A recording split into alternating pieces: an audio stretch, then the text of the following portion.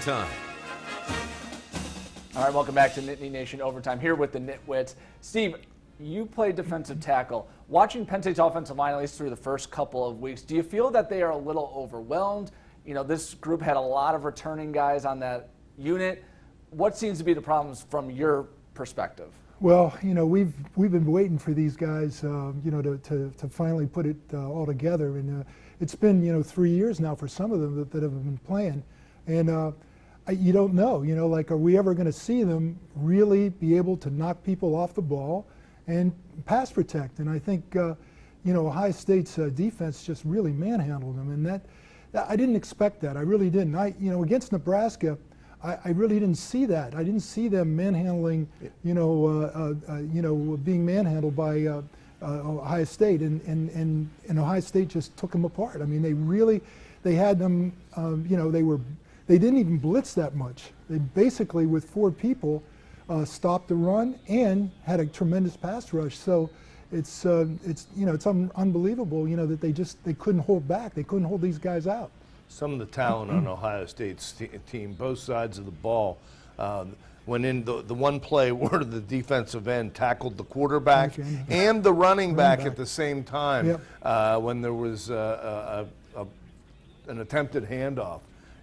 But I get back to what you said about the organization and some of the preparation, coming off the Indiana game when it was a disaster at the end of the game. You've had 3 delay of game penalties.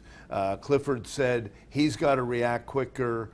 He said he's getting the play in time, but he's trying to, he needs to be quicker with his approach as well. But something has to give. You can't blame the players on that. You just can't blame the players. I mean, even if it's a veteran player, listen, the coach, it's their job to have the players ready to do this. And on the one, I was stunned. We're sitting there in the press box, and you could see the play clock running down, and Franklin kind of jogs down and could have called a timeout, and James didn't do it. I mean, I don't know if he was saving that for later or what the story is, but I don't think you can blame, just like against, in the opener against Indiana, I don't think you can blame Devin Ford. I mean, you can blame him, but it's the responsibility of the coaching staff. And listen, I'll give Franklin credit. He said these things are inexcusable, and it's on the coaching staff, and it's true. Now, granted, the running back room is depleted right now. No Journey Brown, no Noah Kane. You got a sophomore and 2 freshmen out there.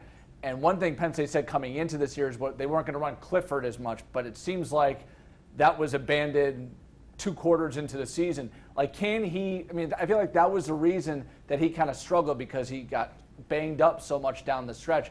Mark, is there a reason that you think he's running for his life, or there's more design runs and what they were anticipating going into this year? Well, against Indiana, I don't think he was really in harm's way that much. Even on the long touchdown, if you looked, he was kind of just cruising. It wasn't and that's no disrespect toward his speed, but against Ohio State, he was running because he had to.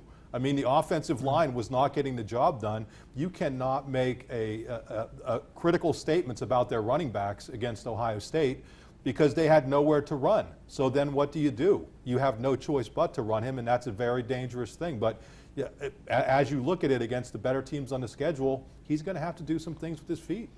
Well, it's been 35 times in two games that he's carried so far. Not all of them are designed runs, but there were some right up the middle that looked like they were quarterback draws, and I wasn't sure what they were trying to accomplish there. Yeah. I think he's pretty lucky that he didn't get hurt, because he was really getting hit several times. In the backfield, he got hit very well by 1 or 2 guys, two or 3 guys. And that you can only take so many of those hits. But those are on dropbacks, right? I mean, and that's the point. Is that so? If he doesn't run, then he's going to be sitting back there, and he's a sitting duck with this O-line. And I think it goes back to where we started this segment. This offensive line, there's no other way to say it. I thought it played relatively well against Indiana, but it was a disappointment against Ohio State. These guys have been around. I don't like to be overly critical of college athletes, but these guys have been around, and I think it's time for them to step up and show what they can do. All right, coming up next, are the secondary struggles that plagued Penn State in 2019 lingering into 2020? We'll discuss that plus more next.